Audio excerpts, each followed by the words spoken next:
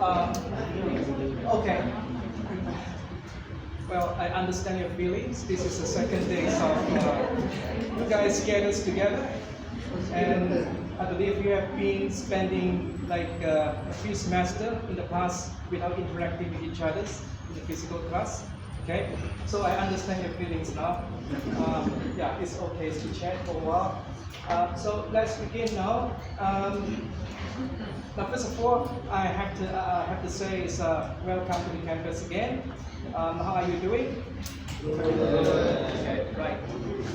Yes. Well, now before that, maybe I should just explain a little bit why I always use English in all my courses. Yep. To be honest, I believe every one of you here has a good skill.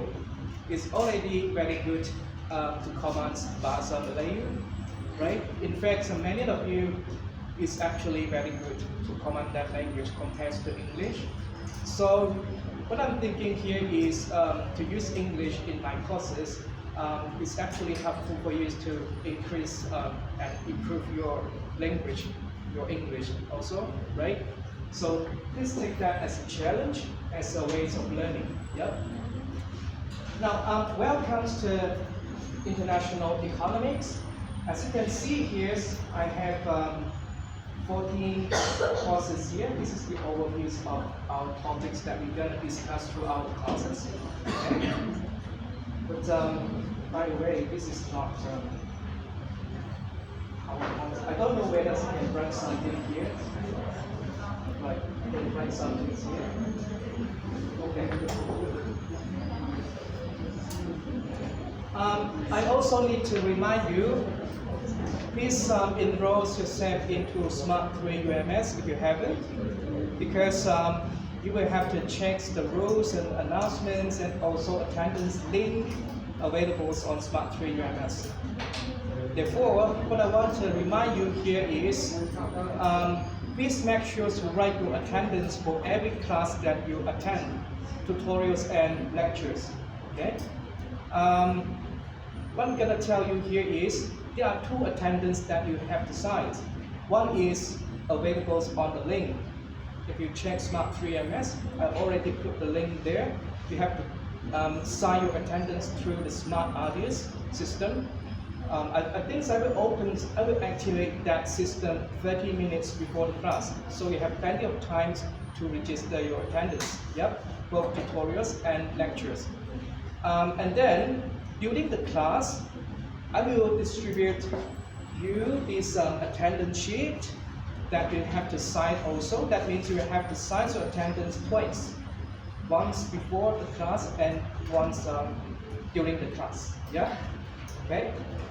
So I have here the tutorials and the lecture here, because today I will use the tutorial times to introduce you this course, and then during the lectures, later we have lecture topic 1, that is our lectures. So today you also need to sign both attendance, yeah? Okay, give this to you. Yep. If your name is not listed in the list here, you can add your name at the back of the sheet, yeah? Right, perhaps I also need to remind you, I believe this is your 4th year of your study, okay? So I hope for cooperation from you guys for 2 matters here. One is I hope for to reduce unnecessary noise if possible, including your smartphone. Try to reduce unnecessary noise. And second, I also wish you can arrive early, punctuals to the class. I understand before this we have another class here. At least you can wait for 5 minutes before entering the class. That's good enough, yeah? Okay.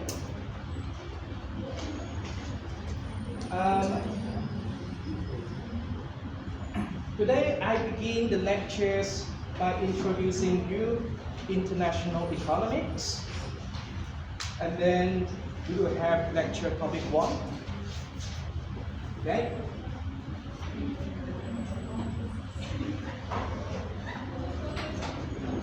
Now let's look at the cost objective here. Before I talk about the cost objective, perhaps I need to introduce you a little bit. What does it mean by international economics? Yep. International economics is a field of economic science that help us understand activities, problems, concepts, theories, resources, monies, investments involving more than one countries, okay? Involving multiple countries. Usually when we think about international economics, for the layman, they will think about international trade only. But international economics is not just about international trade, it is about also to understand how a country can integrate globally with other countries in order to realize economic prosperity. Yep. Perhaps I can give you an example here. If anyone can tell me, what is this? World Health Organization. Well, do you know that when we talk about World Health Organization, a lot of people will think this has nothing to do with economics. Is that right? Yeah. A lot of people will think there is nothing to do with economics with WHO. The focus of WHO is on health development across the world, not just one country, but many countries, to protect the health development across countries. Okay?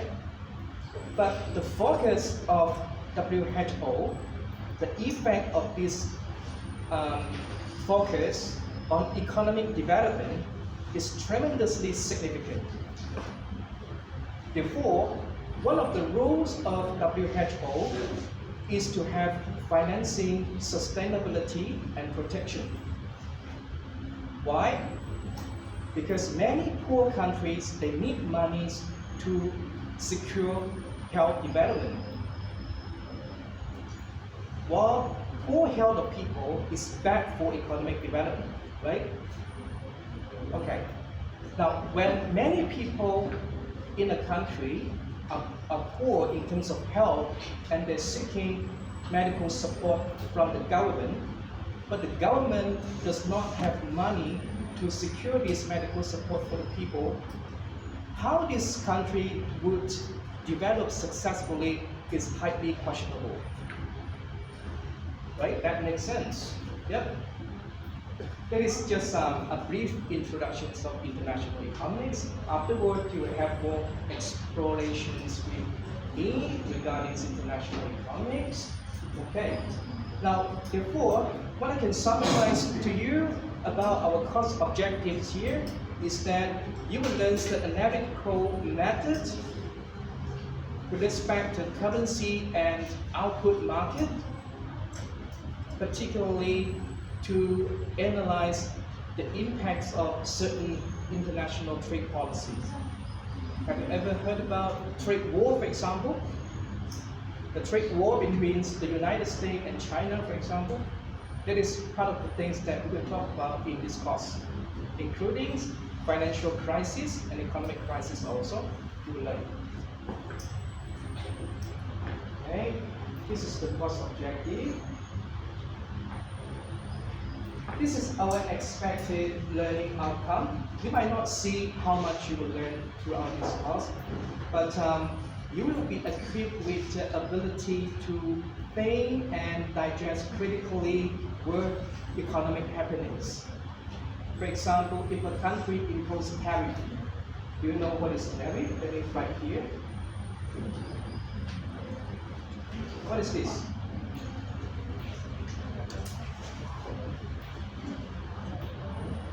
Can anyone tell me what is this? Rate? Yes, it's a tax rate. Yeah. For example, if you try to buy something from certain countries, from Indonesia, for example, certainly you will have to pay tax. For example, let's talk about import car from Japan. You will have to pay the tax. The tax that you pay is called tariff. In the trade war, for example, the United States imposed a lot of tariffs on China. For whatever products export from China to the United States, people in the United States have to pay more expensive price because they are taxed. Why the government want to do something like this on China? That is the reason, and that is something that we're gonna learn in this class. Okay, in this course, yeah.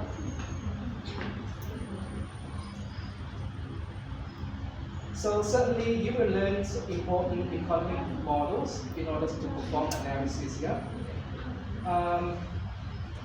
Maybe I can give you another example. Let's consider two countries, country A and country B. Do you know that every country has a different endowment of resources? For example, you can see very clearly between Malaysia and Singapore. Do you think that which countries has more resources? Malaysia or Singapore? Malaysia has more resources, right? Look at the jungle, the forest. We have a lot of these resources here compared to Singapore. That means Singapore and Malaysia have different kinds of resources.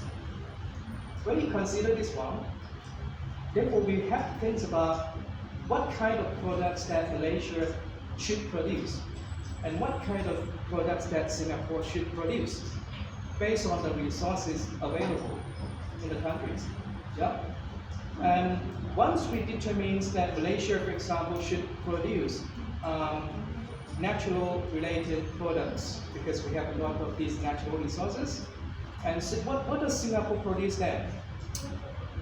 What is the main products of Singapore? Can anyone tell?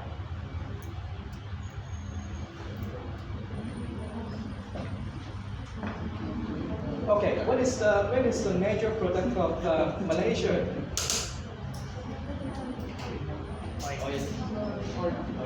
Oil. What do you mean palm oil? Yes, palm oil is one of the big products of Malaysia, right? Compared to Singapore. Therefore, Malaysia produces a lot of these palm oil related products. Okay, what can we produce with palm oil?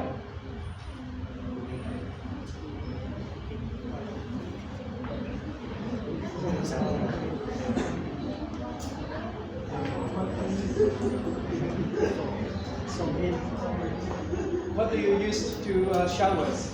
The things that you use. So yeah, this one product we produce with palm oil, right? Can we produce cooking oil with palm oil? Yes. So once we produce this thing, can we export to Singapore? Yes, we can export to Singapore. And what do we import from Singapore then? Yeah? Anything?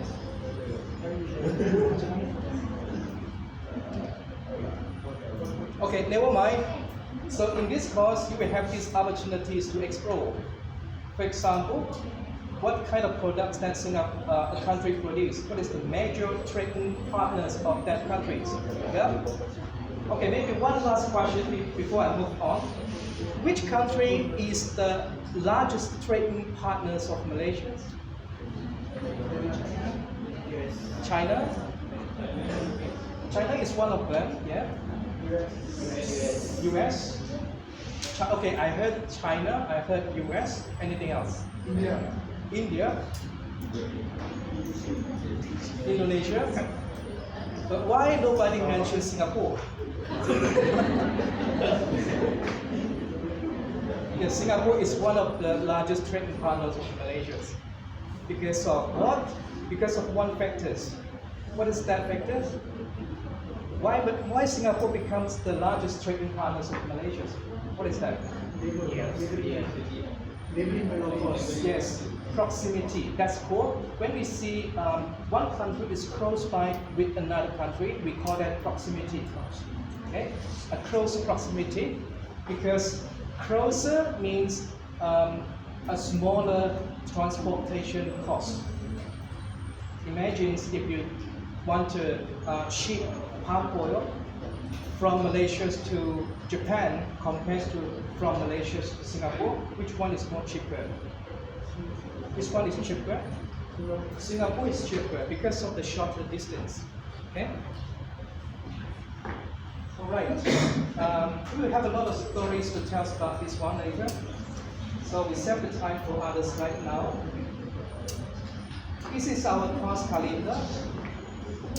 Now, as you know, we are here week 1, 18 October, and then next week,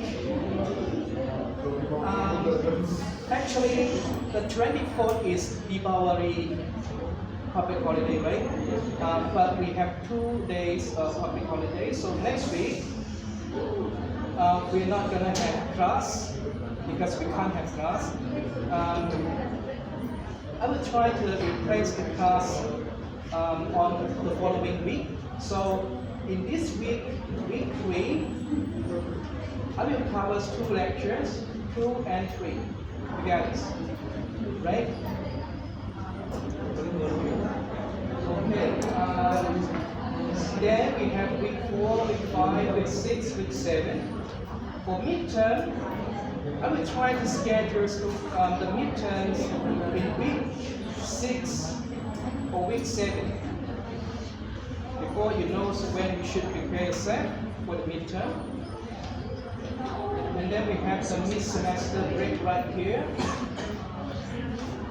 After the mid-break, we have week 8, 9, 10, 11, 12. Now when we arrive 12, you've got to pay attention because I will schedule one time for you to do the oral presentation. Well, I really expect to see your presentation because this is your 4th year, and I want to see you have a lot of improvement compared to your first years. I believe the last time I see you is very your name? Yumi. The last time I see you is first years. And then, yeah, and now it's 4 years. So quick, yeah? Okay. Right, and then we have week 13, week 14. This is a public holiday as well for this one. So we cover the lectures in week 13 for 2 lectures here. Therefore, in this course, I think we have twice public holiday. We only have 12 lecture classes. But we'll try to squeeze some topics into one class, okay? So that you don't have to replace it. And final test in February, right? Okay, if you have any questions or you find something unusual in these calendars, you can raise your hand and let me know.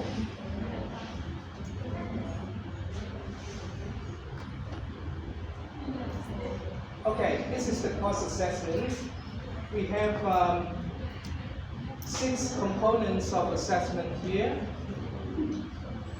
You have individual assignment, quiz, mini project, presentation, midterm and final examination.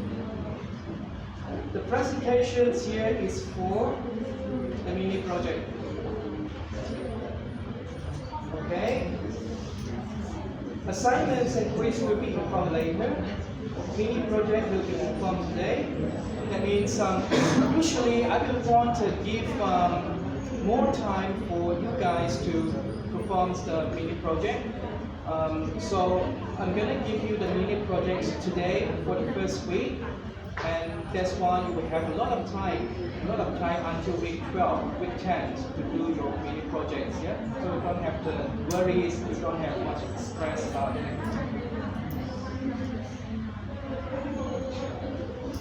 This is your mini project. There are several steps that you're going to follow.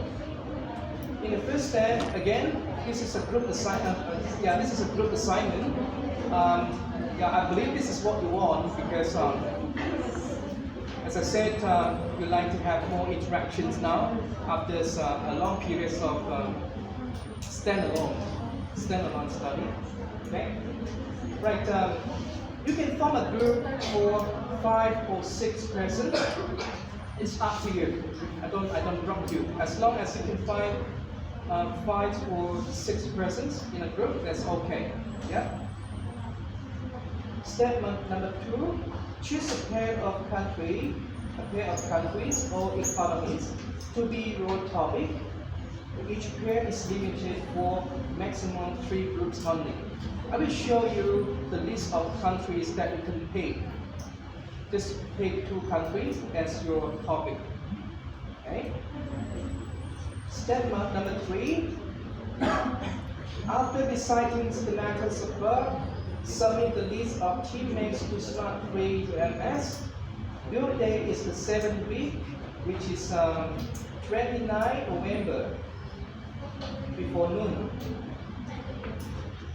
Okay, this one, I want you to download the group registration form from Smart3 UMS. And after you find, from step 1, after you found your group members, you go to, after you found your group members, you've chosen your topics, then you can go to Smart3 UMS to get this form, fill up this form, and then you can submit the form through the link provided. You don't have to submit physically to me. You can just go to Smart3 UMS, find the link and submit there. Okay? Once your topic is approved, your group will then be assigned a name. I'll give you a name. I don't want you to assign one name because later they can't recognize what kind of name you give us to me. Okay? Okay, right. As displayed on Smart3 UMS page, you begin the mini project. Okay. Once your topic is approved, then you can start doing your mini project. Right. The next question should be, what kind of things I'm gonna do for the mini project? Yep. This is before I show you what we're gonna do. The next thing I want to show you here is that you have 5 countries that you can choose. This is Argentina, Australia, Singapore, South Africa, and United Kingdom. I try not to include Malaysia here because under this international economics, I want you to have more exposures to other countries. Yep. Okay. Well, for example, let's say that you can choose Argentina and South Africa. This will become your topic. This is your topic. Okay? Your topic. You have to write this one on the group registration form. This is your topic. And then complete the mini project registration form and submit it. The form can be obtained through Smart3 UMS International Economic page. Yeah. And then you can start your mini project. Okay, this is what you have to do for the mini project. Just now I said, let's say this is your chosen countries, chosen pair of countries. You will have a lot of opportunities to explore these 2 countries, including what kind of resources they have, including who is the president of Argentina. Why not? This is an opportunity to explore. For example, if I mention one of the neighboring countries, I believe some of you do not recognize who is the president and who is the prime minister of the country. Let's say Singapore. Who is the president in Singapore? Anyone know? And okay, let me try another question. Who is the president of Singapore? We have Singapore. They have prime minister and president. No. Okay. Is Singapore here? Singapore is here. You can explore later. Yep.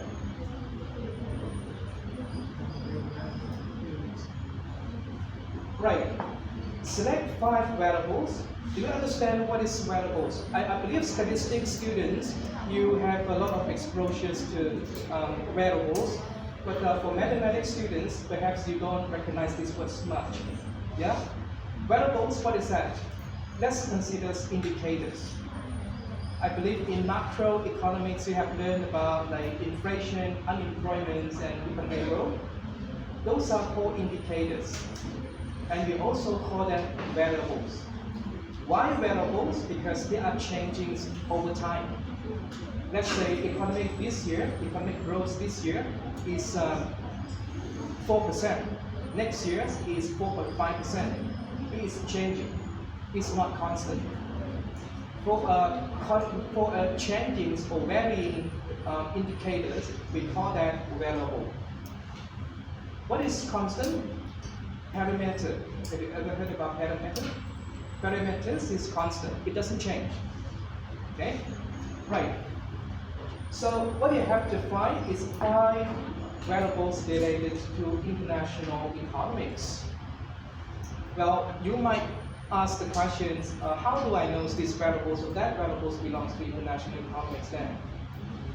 But once we proceed from one week to another, automatically you will know what variables related to international economics.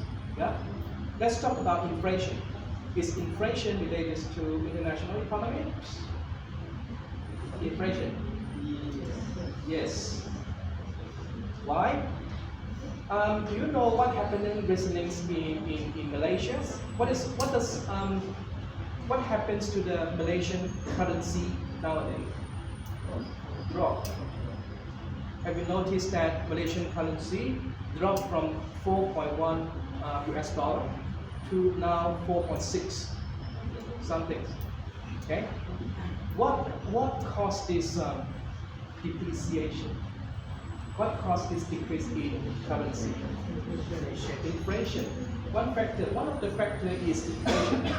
I don't say that inflation is the only factor, but inflation is a major factor. When the local price increases, the purchasing powers of people decreases. And that is reflected also in the currency value. How much US dollars you can buy now decreases. Previously, you can use 4 ringgit and 10 cents to buy 1 US dollar. Now you have to use 4 ringgit and 60 cents to buy 1 US dollar. It's more expensive now. Why? Because we are facing inflation. Yeah. Okay. Just to give you one example, for other variables you can explore yourself to find your variables yourself. Yeah. Now, in case your group has 6 persons, then your project must have 6 variables. That is very simple. 1 person, 1 variable. That's it. That means you are only responsible for 1 variable. That's simple. Yep. And then what you have to produce is 1 graph for each variable and perform an analysis with minimum 5 points of explanation per graph.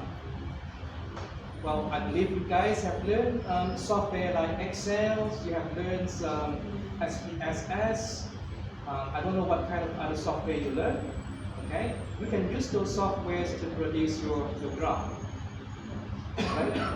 And once you produce the graph, you have to provide some explanation. You cannot just show the graph without any points of explanation. You can look at, for example, the movement of the graph, something like this.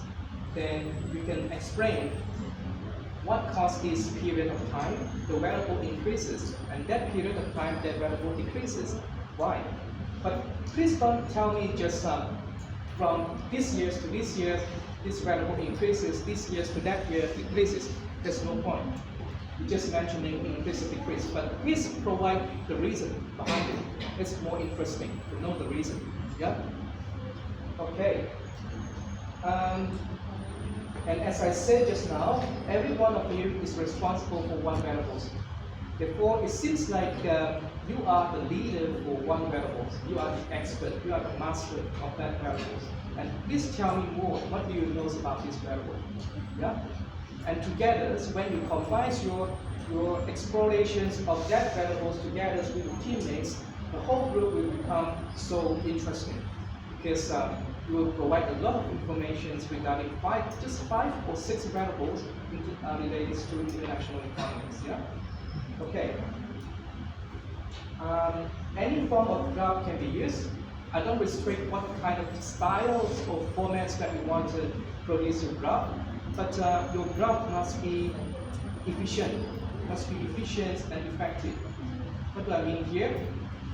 The information provided in the graph must be precise and informative.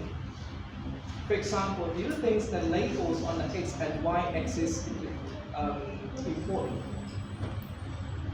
For example, if you just provide a graph, a very beautiful graph, but you don't tell me what do you measure on the x-axis and what do you measure on the y-axis, how do I know what you want to measure, right? And so it means you need to be careful when you produce the graph, including the information that you need to label on the graph. Yeah. Okay, as I said, this is the specifications for the format. Free, the style is free, up to you, but must be clear and properly organized. And as I said, the 2 points just now, it has to be precise and informative. Yeah.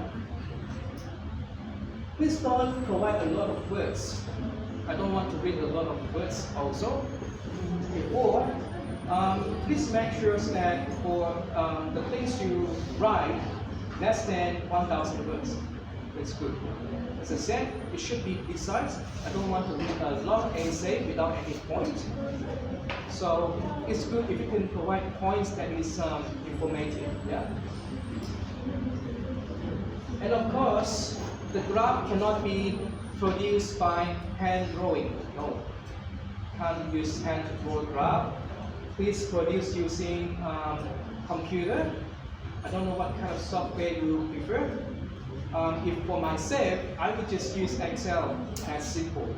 A lot of things you can do with Excel. It's just how much you can explore and learn from Excel. Yeah. Okay, this is important. This point is important. Your mini project report must be produced using PowerPoint slide. I don't want you to produce using Microsoft Word or other word processing software. You use PowerPoint because we understand the fact that PowerPoint is slide by slide. That's what I want you to report on PowerPoint slide. Yeah.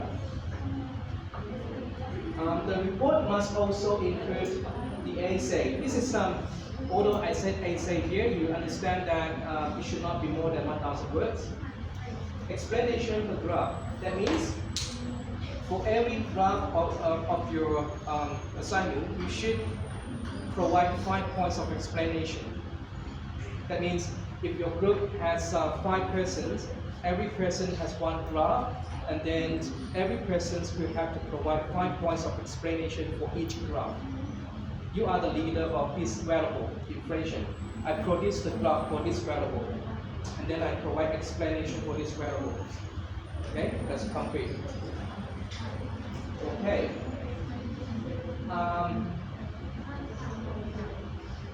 Okay, sample is available on Smart 3 UMS. Well, okay. Now this point, later I will show you an example of this mini project. But as I said, it is just an example. Okay, and do not expect that if I produce an assignment exactly like this example, you will get a no. Just to show you an example only. Yeah? I will show you this example after I finish this synopsis later.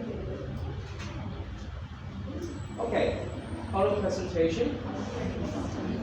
Yes, this is a challenge because I will restrict only 6 minutes for you to do the oral presentation.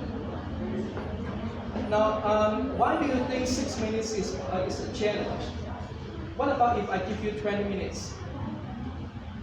Well, you will say that 20 minutes is sufficient time for you to do the presentation, right? But then you will also need to talk a lot for 20 minutes. 6 minutes also a challenge. I will give you 6 minutes, and you have to allocate the time efficiently in order to finish your presentation. For example, if you have 5 persons in your group, how much time does everyone have? I think it's around 1 minute, yeah? Around 1 minute. So you need to organize among your teammates. You need to understand exactly what kind of points that you want to talk during the presentation. The 6 minutes will make you very precise and informative. That is a challenge. Okay? Right. Right from here.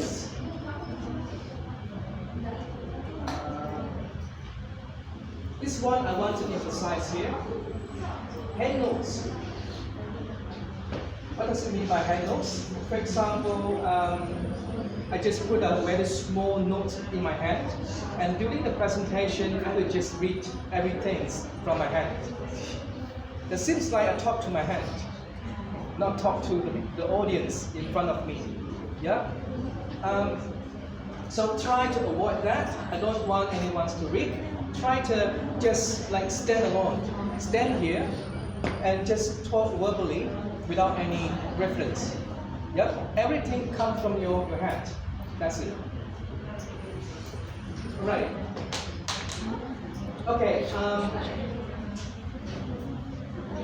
In the report, in your mini project report, there are several things actually. It doesn't have to be very long PowerPoint slides. Just let me tell you here. The front page.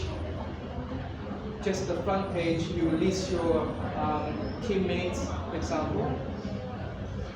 Introductions of the 2 selected countries. Now here you can do a lot of things, right? You can explore the scenery of the countries, the tourism spot of the countries, the president of the countries, what kind of special resources available from the countries, the main products of the country. You can introduce whatever you want, yeah? And then graph. Minimum 5 slides, maximum 6 slides, because your group should be minimum 5 persons, maximum 6 persons, right? Okay. So 1 graph per slide, explanation must be put on the next page. That means on the first slide, you put the graph. The second slide, you put the explanation. Okay. During your oral presentation, you don't have to show me the list of explanation. Just show the graph right here, and you present only the graph, right? The font style, spacings, these kind of things, I'm just let you choose what kind of style you like. But please don't choose those quite words like cartooning style. That is not good enough. Make sure that looks professional. Yeah. Okay, here's check the sample. As I said, I will show you the sample later. You can also get this sample from Smart3 UMS later. I will upload the sample there. Yeah? Okay, just to remind you about the due date. Okay, I have mentioned about this one. Once you have chosen your selected topic, you can fill up the form, the group registration form. Right here, and on the form, please state clearly who is the group representative. There must be one person who will represent the group. If you have any questions regarding this mini project, this representative will ask me. Yeah. Oral presentation is week 12, but I don't know the specific date yet. I will inform you later. Yeah.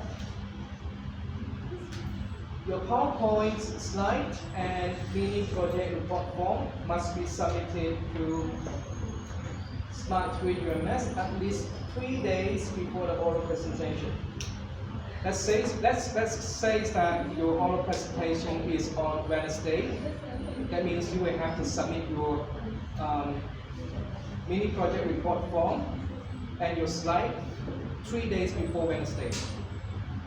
Right? Very clear.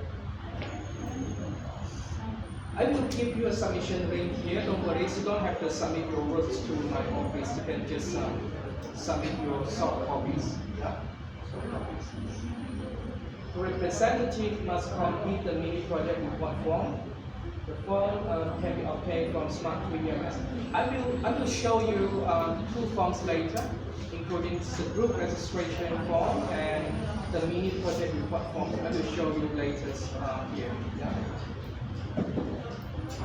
And this one, I don't want to talk a lot about this one. I believe you understand also the functions of this mini project report form. It is for you to report the contribution of each teammate. For example, if you realize one of your teammates doesn't do anything, it's unfair if I give equal marks to everyone, right? That's why you have the chance to report who contributes and who doesn't contribute. Okay? Okay, tutorial class. Now, since this is a minor class, I don't want to make it too intensive for you guys. What I will do is, I will try to combine the lectures and tutorials together, like I used to do. Yeah? Usually, for example, today is the first class, we don't have any tutorial works to discuss. So I use these tutorial times to give you the introduction of the course. Yeah? But later, we will talk about topic 1. After I talk about topic 1, I will give you a tutorial exercise, and then you can try to solve the problem at home. And coming next week, we discuss the tutorials problem. Once we discuss it, we proceed to the next lecture topic. That is my style of conducting the lectures. And with this way, I believe I can save your time, and that means we don't have to schedule different classes for your tutorials, yeah? Okay?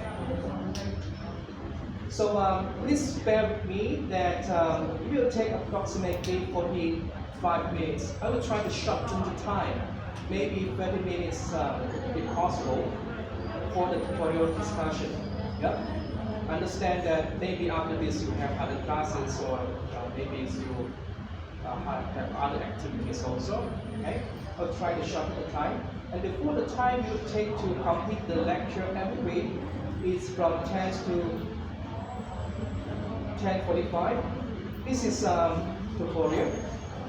And lecture time will be approximately until 12:45. 12:30 to 45. Okay? Okay, right. And this is about Smart 3 UMS. As I emphasized just now, I hope you guys, every one of you, have enrolled into Smart 3 UMS. Now, although you have enrolled into Smart 3 UMS, you have to develop a habit to check Smart 3 UMS frequently. Maybe you have to check it at least once a day for possible announcement. Yeah? Right. As usual, notes and other course update will be shown after the lectures. I don't usually publish my lecture notes and tutorials notes before the class.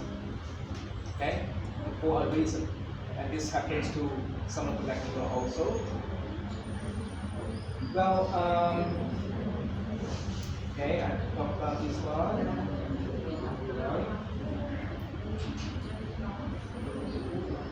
For example, after this class, what you get from Smart 3 UMS include this synopsis, the course information table, the student learning time, the mini project sample.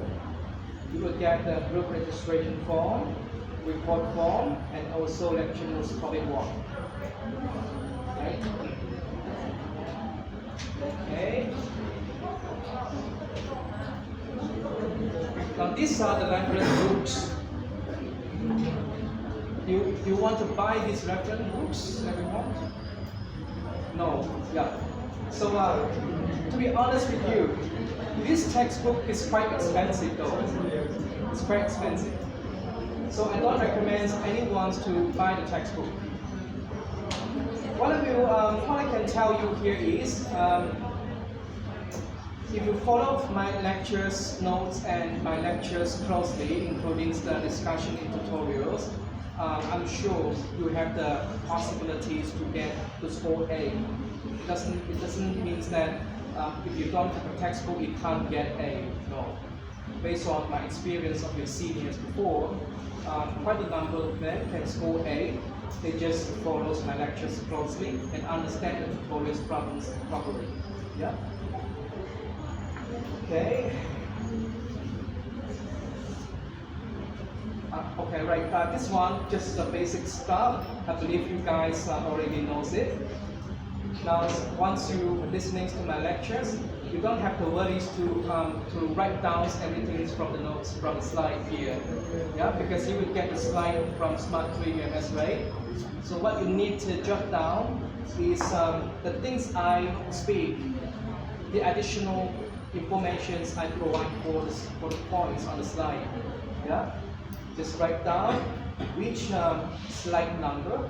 Because why we need to write the slide numbers? Because later at home, once you get my lecture slide, you can refer which slide you make the notes. Yeah.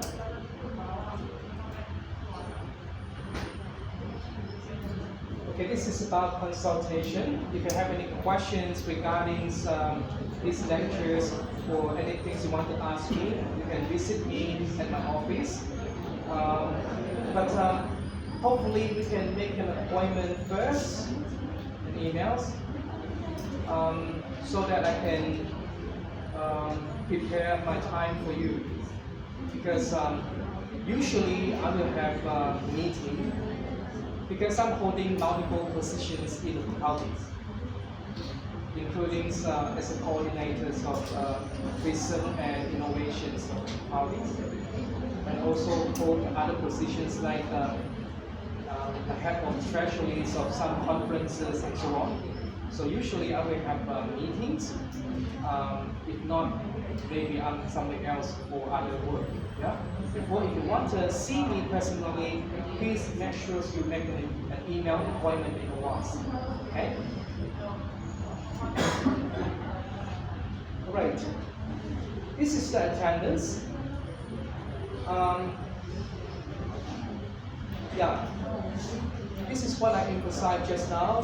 Try to arrive maybe 5 or 10 minutes early. Yeah, because sometimes if you don't stand in front of the windows out there, people will just assume there's no other class after this. They will just go on and go on. So if you arrive, people see there are students waiting outside, they will know that they have to stop at one point. Yeah. And arrive early is also good. And as I emphasized just now, please sign your attendance on both places. One is the smart card, the other one is the attendance sheet. Yeah, please make sure you sign the attendance.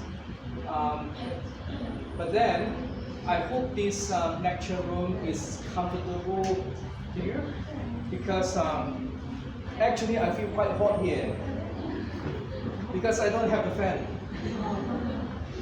I feel quite hot. And I'm not sitting, right? Yeah, I have to stand, that's why I feel a bit hot. But I have requested for an even bigger classroom, but what I know is that there is no other available classroom. I'm still waiting. Hopefully they will give us even bigger room, otherwise we will still use this classroom. Okay? Right, now this is an example of the course community project registration form. What you have to write here is your topic, okay? Who is your representative? Your student ID. I mean, this is the student ID of the representative, okay? And this is your teammate's name, teammate's ID. That means it's not from 2 here because the representative count 1, 2, 3, 4, 5, 6, maximum 6 persons, minimum 5. In case you have 4 persons only, then you have to let me know because that is considered a special case, we will try to rearrange your mini projects. In that, if we have no choice, but we have less than 5 persons, or maybe more than 6 persons. Yeah? This is mini project report form. As I informed just now, you just need to report the contribution of your teammates. Yeah. This is, for example, you can write the name here, the name and student ID, and then the contribution, and then ask the person to sign, because that is to solicit agreement. I have contributed to that part. Yeah. What about if you found out one of your teammates doesn't contribute to anything? What are you gonna do? He doesn't want to sign because he doesn't agree. What are you gonna do as a leader, as a representative? If your teammate doesn't contribute anything to the main project, and you cannot get this person to sign, just forget it. If he or she doesn't want to sign, just left it empty. Okay, that's okay. But we have to write this person, student ID doesn't contribute to anything. This happens to me in the past. A few of your seniors, not just one, but more than 3 persons again. The teammates report that they don't contribute to anything, so they report to the form, and I will have to check again whether it's true that this person doesn't contribute to anything. And once I found out, that means I can consider to not give any marks to this person. Yeah, this is punishment. But I believe from everyone here is very good. People contribute, no problem. Yeah, okay. Right, this is the last slide of the synopsis on these later we have the lecture, topic 1. Can I know what time is it now? 11:04. 11? 11:04 minutes. Okay. Right. How about we have a break for 10 minutes and we come back at 11:15? Okay? Doctor, the attendance link for the lecture is expired already. It's expired already. Yeah, for the lecture, for the tutorial is Can you say? I put select assist. Okay, I will set again twice.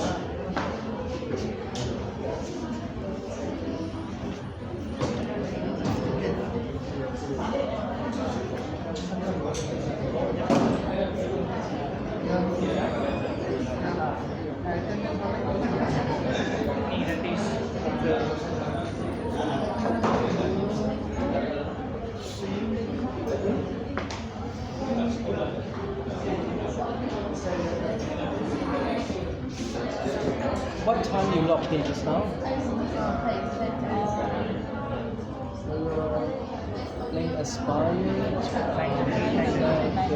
Oh, I'll try to set it again.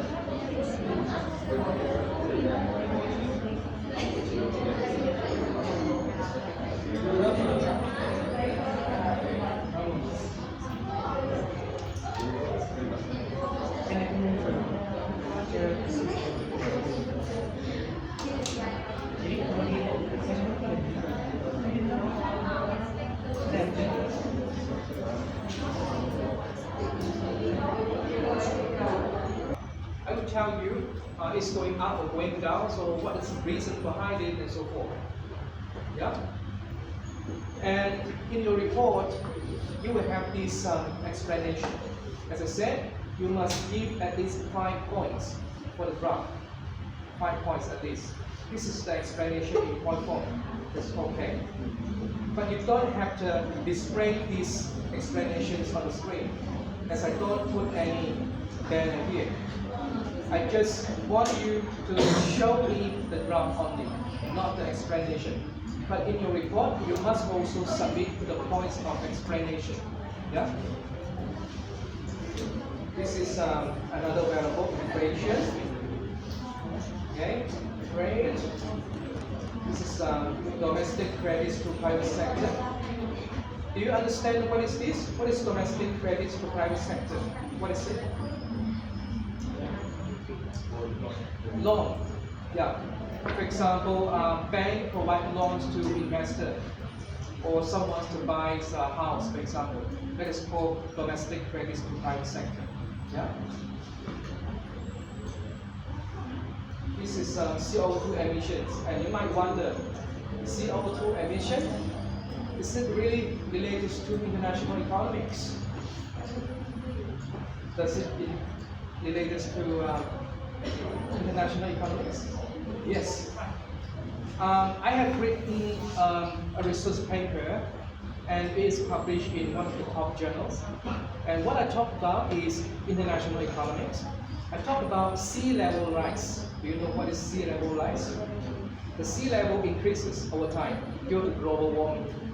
And I study the impacts of the sea level rise on the tourism sectors. Why tourism sectors? Because tourism sectors is now an emerging sectors, the third sectors, and many countries pay attention to tourism because it is an environmental friendly with the least capital to develop sector. That is important. But when sea level rise, that will have a huge impact on tourism, because tourists usually want to visit places. When global warming happens, when flood happens, what do you think is the impact on the tourism's income? It will be negatively affected, right? Yeah. That's what I wrote on the papers. Okay, let's go back to our example here. You can also provide a summary about your work here. It is also good if you can link together the 5 variables in your project. How are you going to link it and create a story? Yeah? It depends on your discussions among your teammates and what kind of variables you want to study, and then how are you going to link these variables together to form maybe a system, or maybe some kind of stories that will give an interesting impression about international economics. Okay. Okay, this is just an example. You can find example from Smart Video UMS later. Yeah. Okay.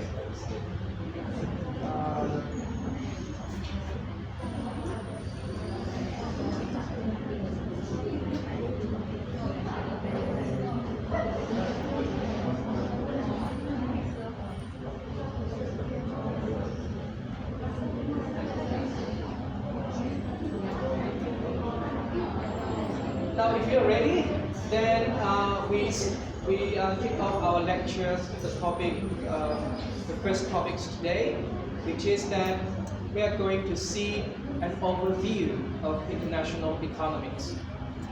Right. So we have 14 topics here. I'll try to allocate one topic for 1 week.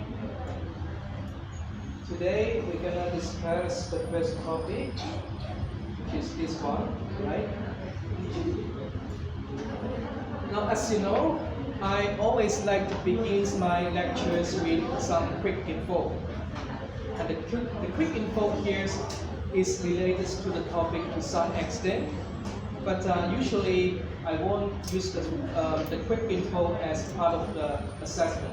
Therefore, you don't have to worry whether I have to answer questions related to quick info during my final exam.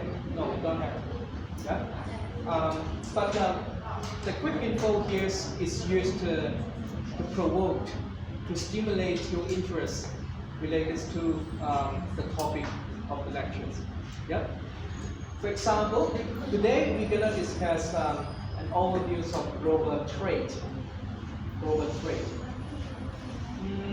I can't think of any good image to portray you the impressions, the significance, the importance of international trade. So I use this image. But these are questions that I will ask you later. Is technology important to international trade? Technology. Yes, it is important to international trade. But the way I convey these information to you here is a little bit different because I use this vessel, this cargo vessel. Why I use this one? Because this vessel actually gives me the impressions of how massive is international trade in the world. Usually, the biggest phenomenon, the highest the impacts on economic development. And that's why we need to understand the logical reasonings governing international trade. Right? If you look at this vessel, it contains millions of products involving millions of dollars in one shipping. But this is just one vessel. There are other vessels in the world that are shipping billions of products involving billions of dollars every day. That conveys the message of how massive is international trade. Okay? But without this vessel, international trade will face a big barrier. How are you going to transport this many stuff overseas if you don't have vessels like this? Okay? And therefore, it's kind of interesting to give some details regarding this cargo ship here. What do you understand about this cargo ship? So I gathered some information from internet and try to show you here. Okay? Well, as you can see here, I have 1, 2, 3, 4. These are the world's largest cargo ship. In terms of length, usually when we look at the cargo vessel, we are looking at which vessel is longer, right? Which vessel is longer. But what I can tell you here is, these 4 vessels are almost the same length. In terms of length, they're almost the same. But how long are they? I portray this one using the several aeroplanes here. If you recognize A380, this is a very big plane. We put together these five planes together. 1, 2, 3, 4, 5, and a half. Almost that long. That's one vessel. Okay. But when we look at the size of this vessel, we should not just look at the length. What we should pay attention is the capacity. What is capacity? As I put here, this is the things you need to pay attention to. Capacity here means how many containers that the vessel can hold, can contain. Okay? We measure this one using TEU. This is a unit of measurement. Have you ever heard about TEUs? Okay, TEUs here is a measurement, it's a standard measurement of containers. Do you know containers? Some things here. This is containers, right? 20 unit equivalents, 20 foot equivalent units. That is TEU. What does it mean by 20 equivalent unit? If you walk from one side to one side with your feet, 1, 2, 3, 4, until 20, that's 20 foot. 20 foot equivalent. That is the length of one container. Can you imagine how big one? Some people can even use one container to build a house, right? Okay. But this vessel can contain more than 20,000 of these big containers. Can you imagine how big is this vessel? Just now I said it ship millions of products involving millions of dollars every day in one shipping. That is the massiveness of international trade. Yeah? And to answer the question just now, is technology important to international trade? Can you imagine now? Without this technology, the vessel itself is a technology. Without this technology, international trade will face a big barrier. That's why countries keep on building bigger and bigger transportation. Aeroplanes, yes, some we have cargoes aeroplanes, but compared to this vessel, which one can ship more? Of course, the vessel can do more. Yeah? So this quick info just to give you an impression that sometimes we think about certain phenomena or factors that is not related to international trade, but in fact they are related to international trade and economies, like technology and like environment, pollution. Okay? It's just a matter of how are you going to link it to international economies. Right. Okay. Now in this introduction, I will start from very basic and simple stuff. So I'm going to introduce 7 themes. 7 themes of international economics. I believe you can just take 30 seconds or perhaps 1 minute to memorize these 7 themes. Right? Because later I will give you a quiz.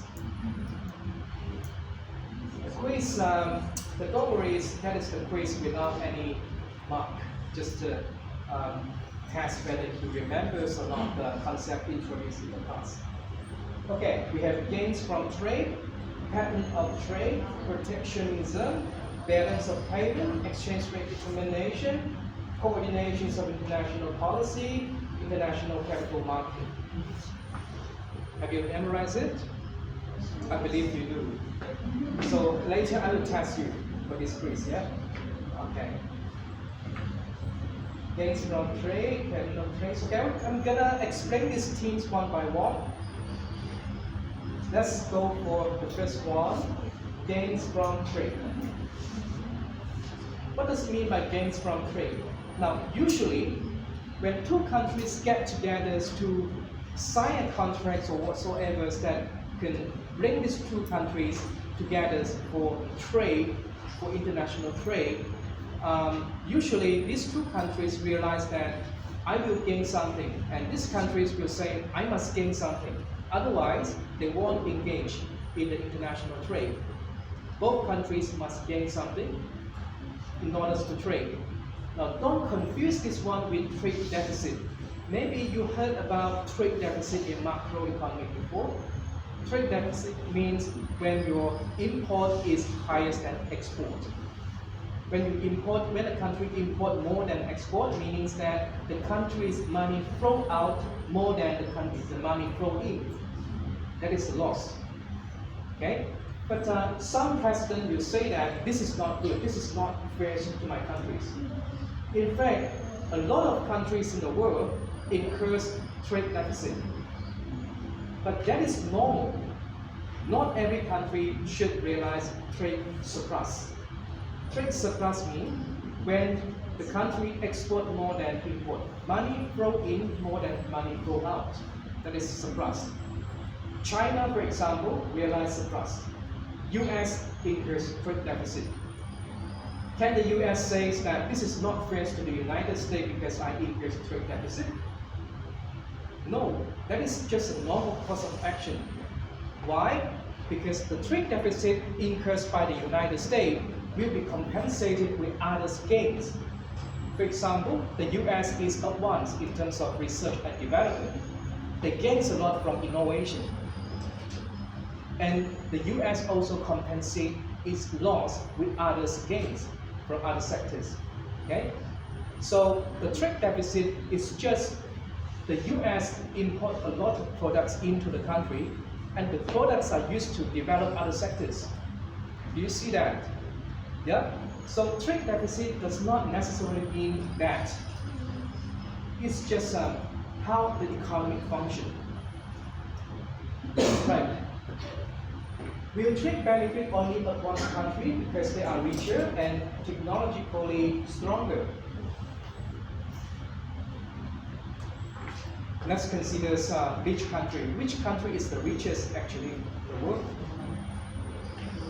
Brunei. Brunei is one of the richest country. Yeah, that's true, Brunei. And let's talk about Brunei. That's a good example actually, because do you know, by the way, do you know where is Brunei? Okay. I will fall off the chair if you tell me you don't know where is Brunei is. Yeah. Okay. Right. Brunei is a small country in Sarawak. Is that right?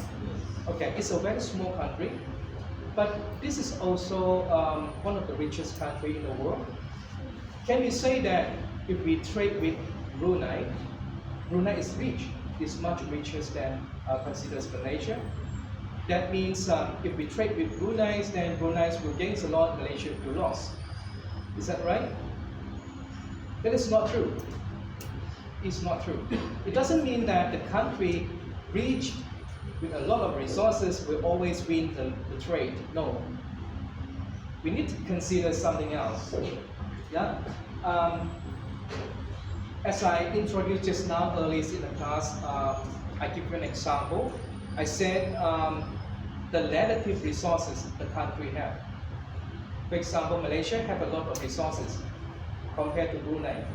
Yes, Brunei is rich, much richer than Malaysia. But Malaysia has a lot of resources. That means Malaysia will specialize. The keywords here is specialize. Specialize in products that Malaysia has the endowment of resources like palm oil. Okay, we create a lot of palm oil products. We export to Brunei. But Brunei, although it's rich, but it doesn't have the resources. But what Brunei can produce? Certainly, Brunei can find something that it has a competitive advantage. Meaning, some things that it can specialize. Maybe some electronic products or something. Okay, you can find out. But what is the specializations of Brunei? What? Petroleum. Okay, because Brunei has the oil.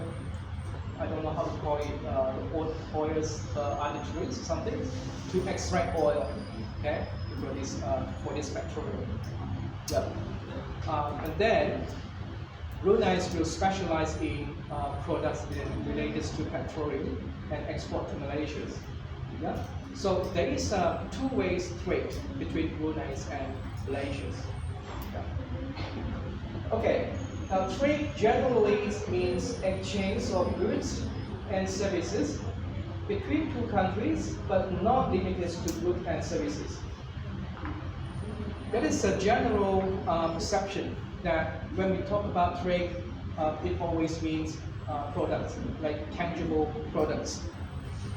But that is not true, because trade also involves other areas, like people. When I say trade of people, I don't mean trafficking. I don't mean human trafficking, yeah? What I mean here is people have the freedoms to move from one country to another country for work, for investment, for example. Okay? And trade also involves borrowing and lending. What does it mean by borrowing and lending? Usually, this is what we understand domestically when we go to the bank, for example, to borrow, to get loan, to buy house, to buy car, for example. That is borrowing. Yeah? And the bank is lending monies to you. But in the context of international borrowing and lending, that means a country can borrow money from other countries. a country can also lend money to other countries. The question is, when should a country become a borrower and when should a country become a lender? Is Malaysia's a lenders or borrowers? Is China's a lenders or borrowers? Some things you can explore later. Okay, we'll talk about this. Borrower here means if, for example, Malaysia borrow money from the United States, what do we use the money for? The money is usually used to domestic development, for the industry, for example, for research and development, for example. Once we produce these products in the future, once the country gains the income in the future, the income can be used to repay the money borrowed. But we have to consider one thing, that the exchange rate, for example, between Malaysia and US is not fixed. It's floated. Floated here means the exchange rate will fluctuate, like going up and down. But usually what I see now is going down, which is depreciation, meaning that the US dollar become more and more expensive. Yeah. Once we borrow a lot of money from the US, later we have to pay back this money in US dollar. That means the cost of borrowing become higher and higher because our currency value decreases. Yeah. Okay.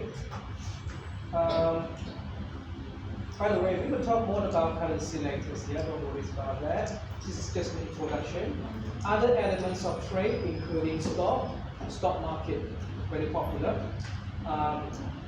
The stock market, like Bitcoin, for example, you can trade Bitcoin and others share, equity, security, including bond. This also included as trade, international trade, right? Okay. Right. Okay. I just want to give you a keyword. Maybe after this slide, at least you remember the keywords.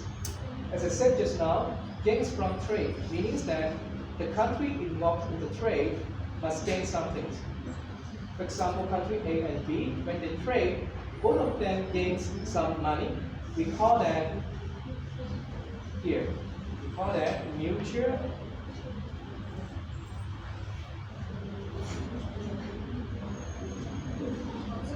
benefits. Okay, mutual benefits. Right. The next thing we're gonna talk about here is the pattern of trade. Now, what does it mean by pattern of trade? Usually, when we look at the word here, pattern, it usually like an art with the line and curve and king shape and so forth. It's pattern. But the pattern of trade here has its own definition. For example, let's read this one. Why who sells what and why who buys what? What does it mean? Why here is the reason, who here is a country, and what here is the products we buy and sell. So altogether, this means a country can export. Okay? Sell here usually implies export. And buy here usually implies import. Export means a country export products to other countries. Import means, what is import? We buy products from other countries. That is import. Yeah? But there is a reason why a country exports certain stuff but import other stuff. Okay? Let's consider the case. Why Japan? Why Japan export a lot of cars to other countries? What is the reason? Why Japan? Why not China? Why not Singapore? Why not Malaysia export a lot of cars to other countries? But Japan seems to be the leaders of car productions and exporter. So what is the reason? Japan. Okay, I will talk about that later. But let me give you an example of coffee first of all. When I mention this word Brazil, I think some of you would think about World Cup, right? When is World Cup? I think it's next month, is it? Right. Please don't spend a lot of time to watch World Cup. You should spend a lot of time on international economics. Okay, right. Now Brazil export coffee. So I put Brazil, who is a country. Export here means sales, okay? And coffee is the products that we sell, is coffee. Due to its suitable tropical environment and natural resources to plant coffee cherries. This is why. That means Brazil has a natural endowment to produce coffee compared to others neighboring countries. For example, Mexico. Why Mexico is not the main exporters of coffee instead of Brazil? Because Brazil has the right resources. They cultivate these resources to become an advantage to dominate the production of coffee. So other competitors who want to catch up, who want to fight with Brazil to produce coffee will become harder. Okay. Next thing is, this is what I mentioned just now, automobile, which is cars. Japan produces a lot of cars, but the reason is, what is the reason?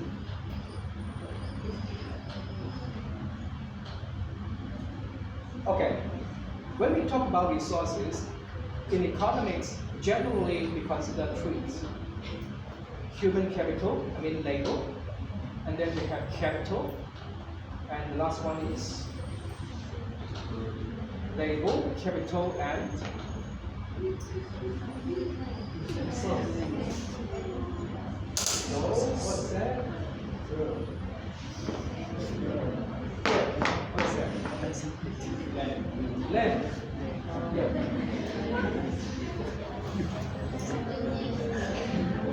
Yeah, those are the three resources that is important. And we will consider these three resources to learn the concept of comparative advantage. What does it mean by comparative advantage? For example, Malaysia. Do we have a lot of land? Yes, we have a lot of land. But the comparative advantage happens to be how we make use of the land in order to maximize production. If we don't know how to make use of the land, it is useless, right? And at the same time, if we overuse the land, it is also dangerous. Like deforestry. Deforestry means we cut off the trees in the forest, and then what happens is, increasingly over time, the air temperature increases, global warming. It's also not good. Yeah? Japan, let's back to Japan. Why Japan is known as the world producers of cars. This happened since World War II. Japan developed the foundation to produce cars. Now resources, just now I said labor, capital, and land. But Japan managed to develop its capital. The capital here does not mean capital city. It means like technology. The technologies that we use to produce things. Japan, since World War II, has developed the foundations of capital, technologies to produce cars. And over time, 10 years, 20 years until now, Japan become an expert of car producers because its technology is so advanced. Other countries will find it difficult and even expensive to follow the pathway that Japan used. You know that 40 years ago, everything is cheap, right? 40 years later, it's like right now, everything is so expensive. If you want to develop technologies like the Japan has now, it's quite expensive though. Yeah? So, Japan also has a lot of people. The population is much bigger than Malaysia. It doesn't mean that because Japan has more people than it has the comparative advantage in car. No. We have to look at the relative. Labor relative to capital. Capital relative to labor. Japan is very good in terms of capital relative to labor. It means that they don't have to use a lot of people to produce something effective. They make use of the technology, the capital. They allocate the right persons, the right amount of people to use the technologies in order to produce something. They manage to get the lowest cost of production with the highest quality of output. This is the relative. Capital relative to labor. Some countries are opposite, meaning that labor relative to capital. What I mean here is, like China. Let me give you an example of China. Now, we understand that the technologies in China is growing. It's true, but the population in China is the largest in the world. But relative to capital, why? Because the capital development in China is not as competitive as other countries like Japan, like the United States, and other European countries. It's still behind a lot of countries. But China has a lot of people. They make use of the people to produce, to increase the growth of many other products. As you can see, maybe some of the shirt we are wearing now come from China. Why? Because they allocate the resources to produce something they have the competitive advantage. Yeah? Okay. Next one, we consider palm oil. By the way, which country is the largest producer of palm oil?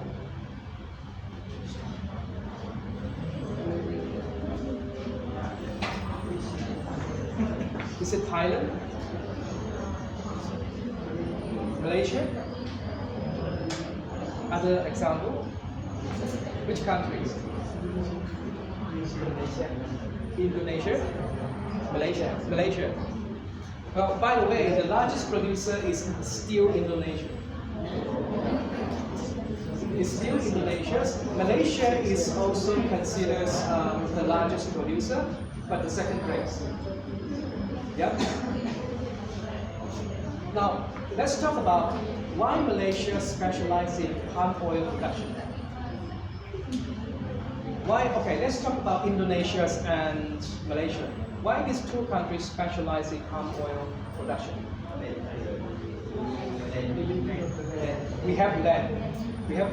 Land is a resources. Okay. Yeah. Because we have the comparative advantage in terms of land and the tropical weather, that allows the production of a lot of palm oil, to grow palm oil, white palm. Yeah? Of course, this also has to do with the developments from history, because for our understanding in history is that we don't develop the palm oil industry overnight. It takes time. We go back 20, 30 years ago when the experts they trained from one generation to another generation to inherit the skills to develop, to grow oil palm. The oil palm has to be healthy, right? And how are you going to grow them with fruitful products? It talks about skill and your understanding to manage. Yeah. So land and labor seems to be the fundamental advantage that Malaysia and Indonesia have compared to many other countries. Yeah. So this is the pattern of trade. As a summary, if you see that country A specializes in product A, country B specializes in product B, and then they trade with each other. Country A export product A's to country B, country B export products B's to country A.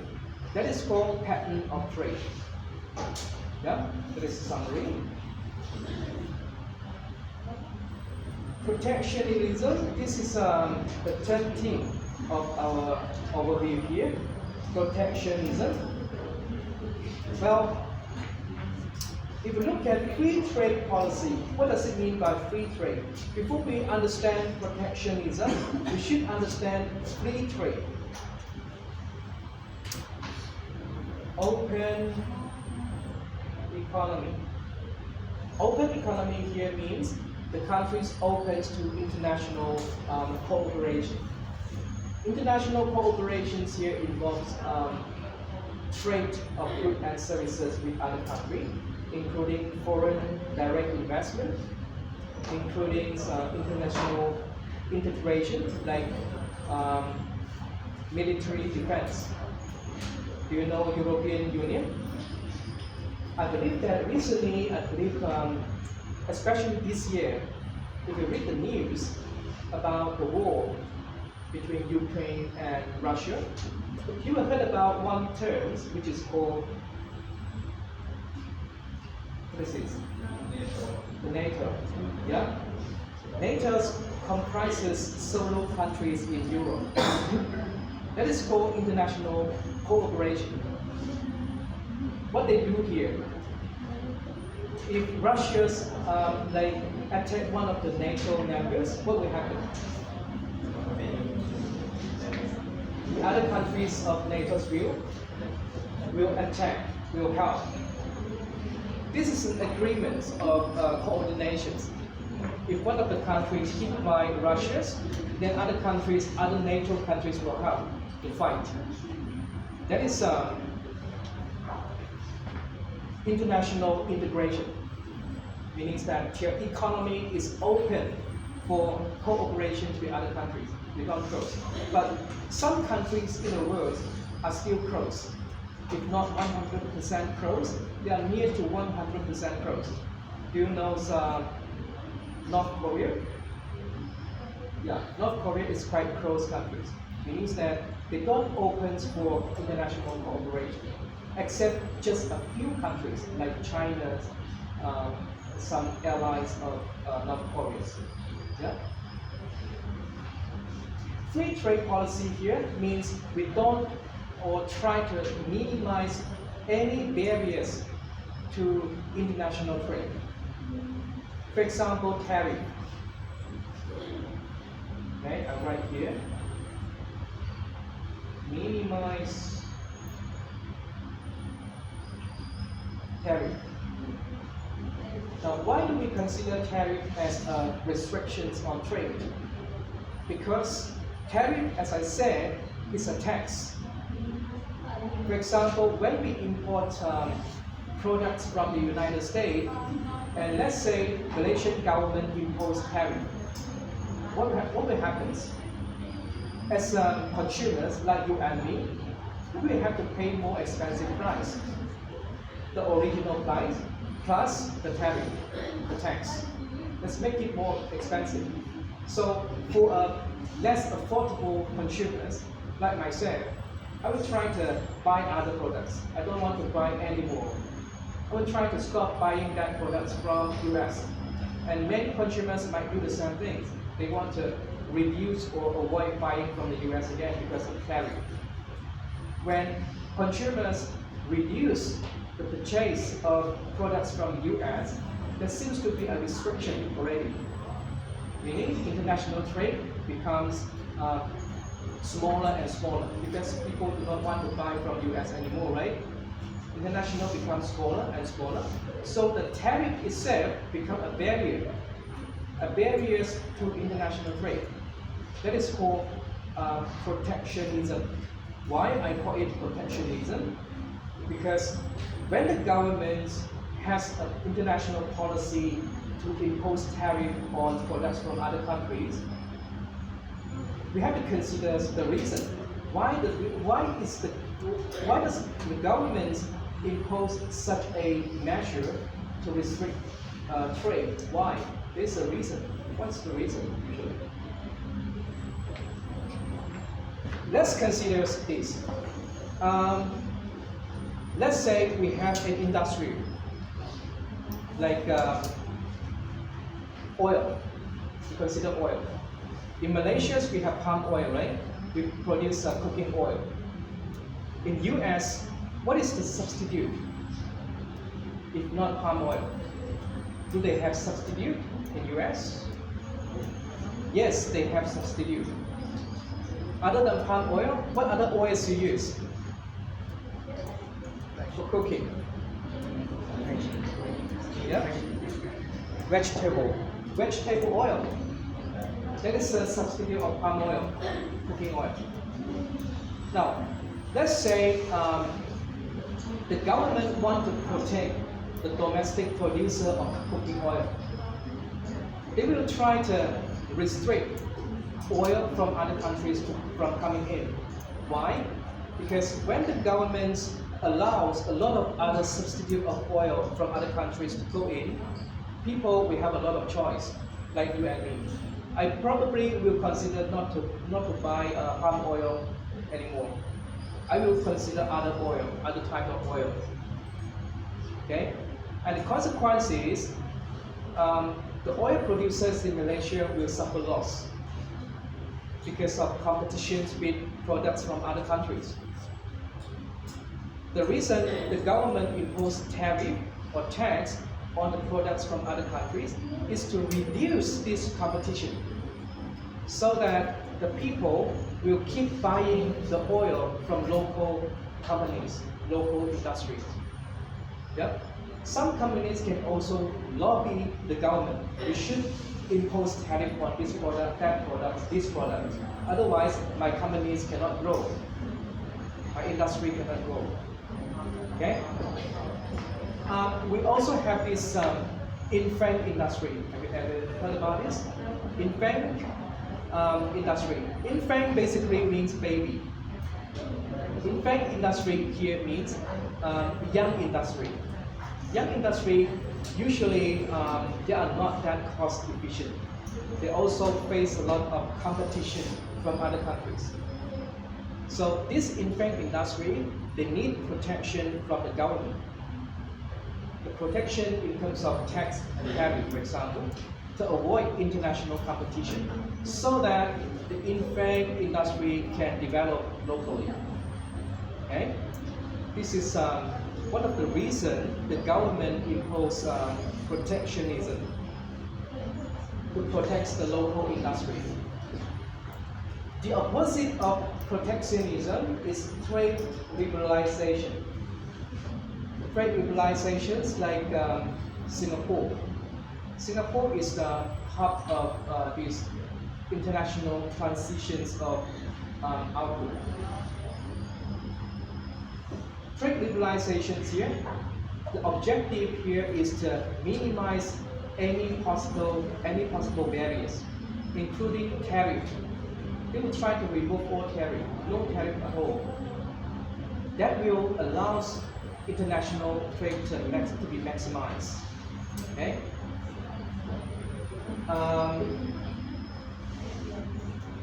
Okay. This is I'll talk about tariff. Later, I will give you an example of export subsidy, but I'm not going to talk about this here. Otherwise, it will be a bit complicated for you to understand. We will have a topic to talk about subsidy later. Trade policy is determined amid conflict of interest within a country and between countries. The former is usually more important. This one. Conflict of interest within countries. Now, just now I said gains from trade. Two countries that trade must gain something.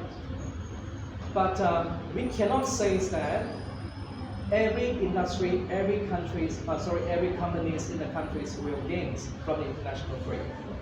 Some industry, some companies will not satisfy with trade liberalization. For example, Just now I said competition. Some local companies will face a tough competition from other countries. So they don't like to have trade liberalization. This is one group. The other group of companies, they prefer trade liberalization because they need to import something from other countries in order to produce. Yeah? For example, they need to import parts of cars into the country in order to produce cars. If you import tanks or tariff on the parts of cars from China, for example, so the local producers will face a higher cost of production. That's why some group of companies, they will prefer trade liberalization without tax. Okay? Please remove the tax that we don't want. Otherwise, my cost of production will increase. But some group of companies, they don't want trade liberalization because if you remove all the tax and all goods flow in, I will face a tough competition with other products. Yeah. So eventually, the degree of protectionism depends on the combinations of factors that preference within the countries. The governments will have to do some research. Whether trade liberalization, full liberalization is necessary, or we have to impose some restrictions also. Like we cannot say 100% trade liberalization. For example, some products like cigarettes are not healthy. So there's no problem to impose some tax from imported cigarettes. Otherwise, people will complain because cigarettes is not healthy, and you don't do any restrictions on cigarettes. That's not good. Yeah. So this is protectionism, just an opposite of trade liberalization. Balance of payment, I believe this is a concept we have learned from macroeconomics.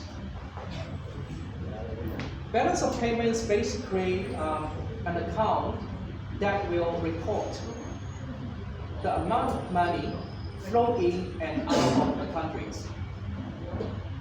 Money can flow out of the country in the form of trades. For example, when you import something, the money of these countries will flow out. Yeah? And when you export something, the money will flow in. Other than that, we also have this foreign direct investment. What is foreign direct investment? FDI. FDI means we encourage investors from other countries to invest in Malaysia. They bring in capital, they bring in money, they bring in export. That is foreign direct investment. Money flow in. But Malaysia also invests in other countries. That means if we bring out our money from Malaysia to like maybe Indonesia, that is money flow out. That is also a form of foreign direct investment. Okay. Other form of money flow can be like stock trading. We buy share or stock from other countries. That means you have to convert Malaysia ringgit into US dollars or even other currency. Okay. Right. Okay. Let's explain this one. The country comprises. The account comprises two balances, the current account balance and capital account balance. Current account balance usually refers to trade balance, like the trade of goods and services, import and export of goods and services. The current account balance, the trade balance, usually measures the net income from the trade, from the import and export of goods and services. Factor income. Factor income here means the wages paid to Malaysians and foreigners. For example, if foreigners work in Malaysia, if you pay them, they might export the monies back to their countries. That is factor income. We need to consider the net factor income. money we pay and receive. If Malaysian work in other country, we receive money from like dollars and convert back to Malaysian ringgit. Yeah? Capital account balance also have this official settlement balance. Well, one thing that is very clear here is foreign direct investment. Yeah, as I mentioned just now, trade doesn't include only trade of goods and services; it also involves investment. So foreign direct investment is one of them. It is recorded under official settlement balance. Yeah. Exchange rate determination. What does it mean by exchange rate? Now, in international economics, we have a formal way, we have a standard way to read exchange rate. Basically, exchange rate means the price of one currency in terms of another's.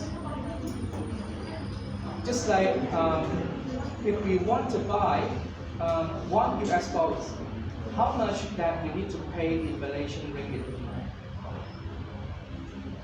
Let's consider this one. This is the standard way we write exchange rate in international economy. 4.2 RM over US dollars. What does this mean? If you want to buy $1 US, how much that you need to pay in ringgit Malaysian? 4 ringgit and 20 cents. Yeah. And now I think it's more expensive. Yeah. How much is that? 4 ringgit, maybe 60 cents. Okay. This is how we read the exchange rate. 4 ringgit and 20 cents per US dollars. Per US dollars. That's how we read the exchange rate. The price of $1 US is 4 ringgit and 20 cents. Yeah. The relative values between two currencies can sometimes change drastically. What we observed recently is Malaysian currency decreases over time. And I believe this happened since the beginnings of the pandemic. The Malaysian currency decreases. And recently, there's a huge drop in the currency because of one factor. Do you know what factor is that? What? Inflation. Okay? Inflation produces a huge impact on the exchange rate. And later we will see how to calculate this exchange rate using inflation data. What determines changes in exchange rate? Inflation, as I said, is one of the factors. Other factors can be the pandemic, like factors like pandemic. Why it happens like that? Because the pandemic usually involves a restriction for people to produce. When production decreases, unemployment increases. Unemployment usually has an opposite directions with inflation, but there's also some exceptions that inflation can happen at the same time with unemployment. We call it stagflation. Yeah, stagflation. When this happens, the effect will be translated into the exchange rate.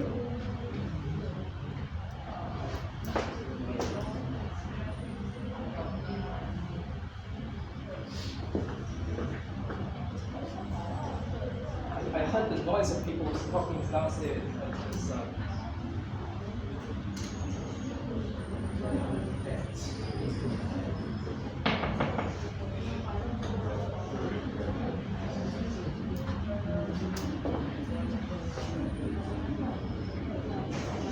Ouch.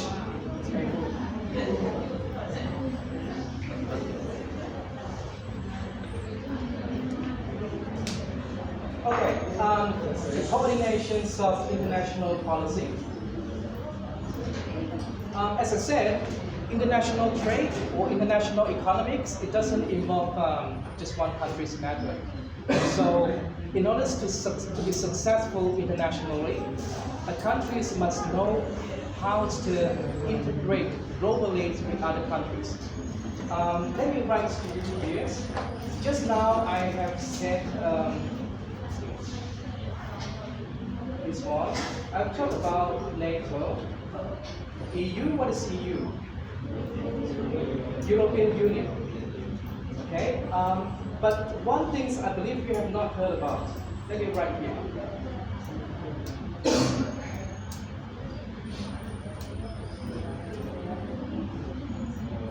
What is this?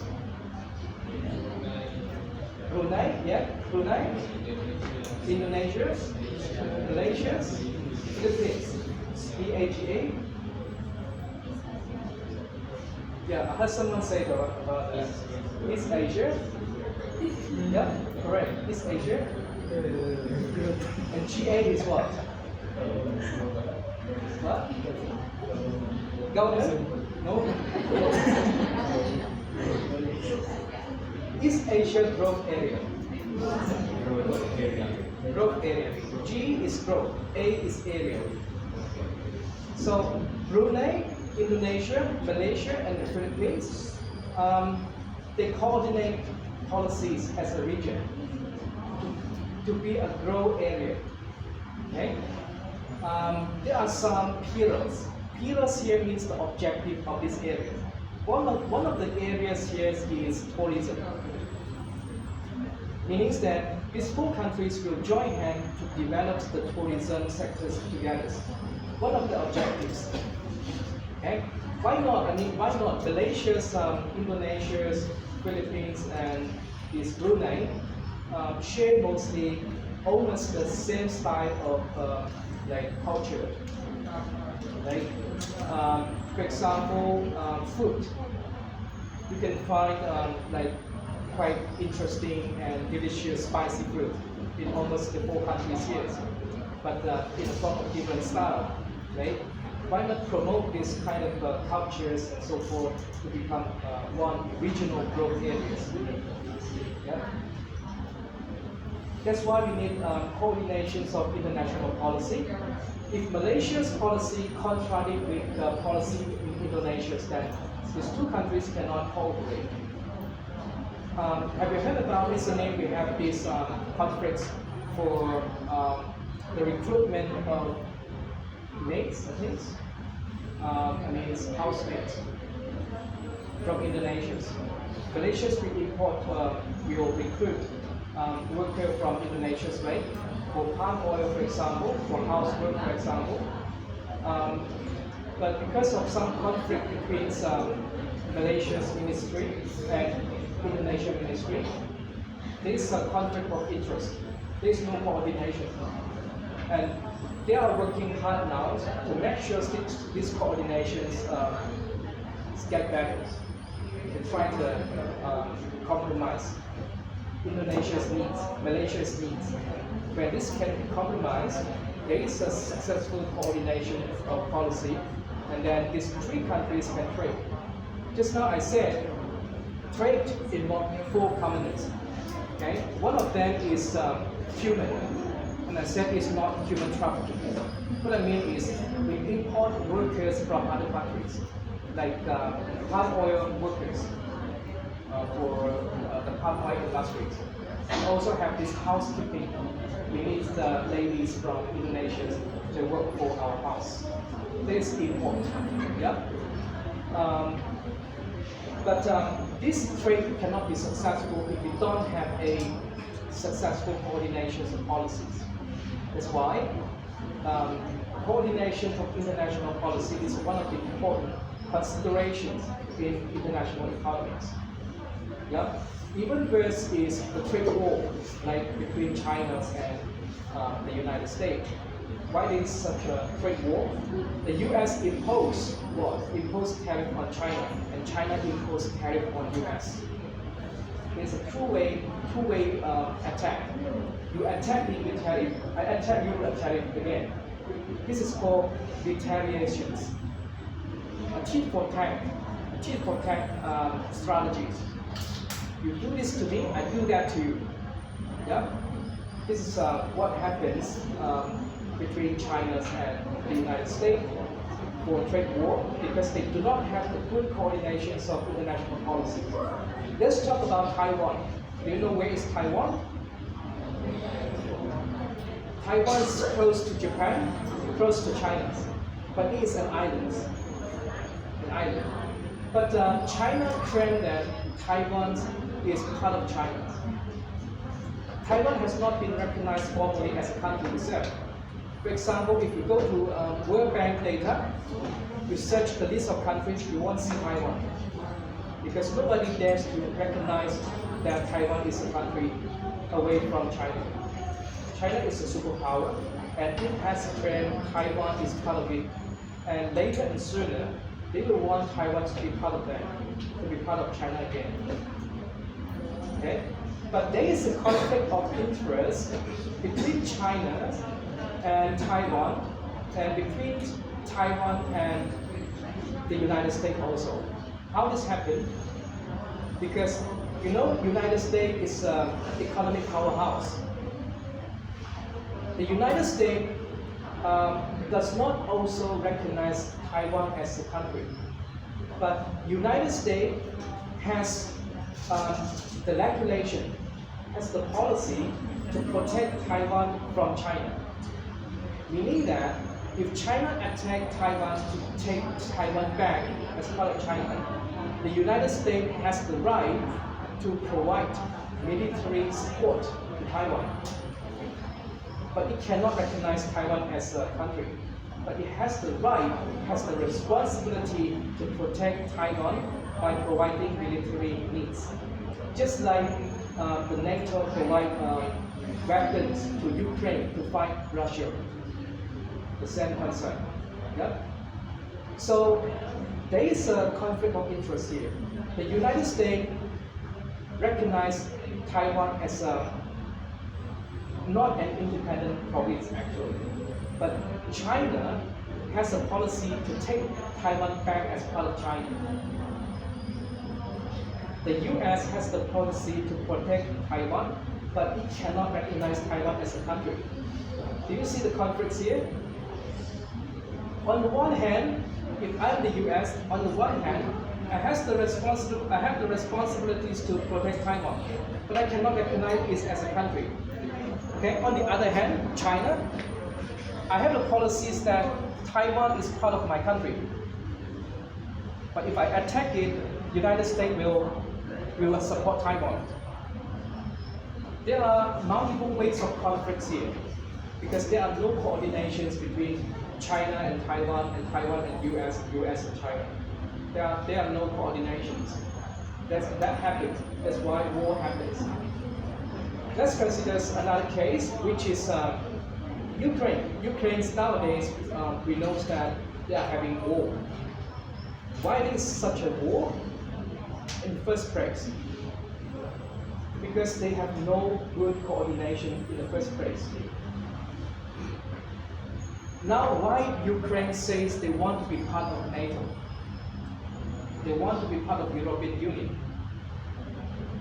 Why it emphasize this point once the war begins?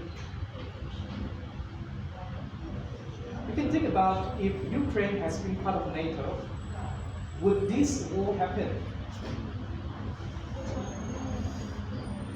It won't happen, right? If Russia attacked Ukraine, then other countries will start to have war. Likely to have World War III. Okay? I don't want to talk about that conflicts here in this first class, otherwise we will drop this class later. Okay? So let's move on to the next concept, international capital market. Right, this one is important because international borrowing and lending happens in international capital market. For example, if you want to borrow money from the United States, it has to go through the capital market. Because this is the capital accounts that record money flow in and flow out in the form of borrowing and lending, in the form of investment. Okay. But we have to also be careful with the fluctuations of exchange rate. As I said before, if initially the exchange rate is like 4 ringgit and 20 cents, let's say this is initial. And later, now we have 4 ringgit and 60 cents. This is now. If you borrow money initially at 4 ringgit and 20 cents, and then now you need to pay back the money borrowed, you will have to pay a higher price. Okay? This happens in the capital market. Do you know Forex? Forex? Forex is part of capital market. Foreign exchange. Foreign exchange, people like trade foreign currency. It happens in Forex. It's part of capital market. Yeah. Okay. Now, I just want to test you. For the two concepts here, this one and this one, maybe I will mention to you. One is international trade, one of the branches of international economies. The other one is international money. Yeah? We trade not only goods and services, but also involve trade of money, currency market. But the 17, do you still remember the 17? Yeah, I know the first one. Gain from trade.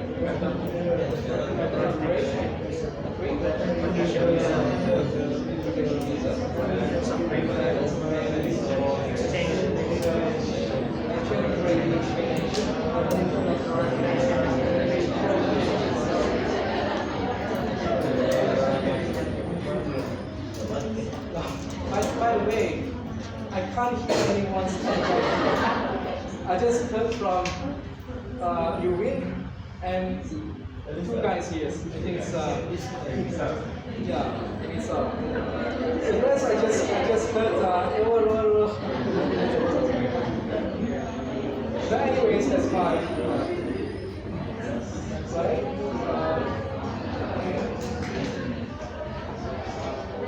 Okay. Right.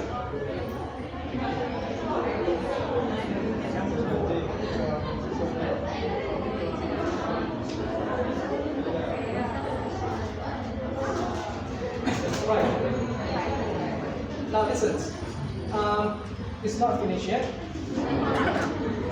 Yeah, be patient because I just want to introduce you one model, and I will take a short time. Yeah, understand you are hungry. Let's have a look at this. This is a model, we call it gravity model. The model explains the volume of trade between two countries. If you want to know why the trade between country A and B is high or low, you can use these gravity models to understand, to find out the trade volume between two countries. Okay? The factor here is we have A, YI, YJ, and DIJ. I will give you the indications here. Please memorize them. The first one is a trade value, the value of trade, where I indicates country I, J indicates country J. Okay? And then A, we have a constant. A constant here means the value doesn't change. It's constant. Yeah? And then we have YI. This is the GDP of country I. GDP is national income, as you know. And we also have the GDP of country J, the national income of country J. And D here is the physical distance. Physical distance between the two countries. Like Malaysia and Singapore is a shorter distance. Malaysia and Indonesia is a longer distance. Yeah? So please memorize this indication because we will apply this one to do some exercise here.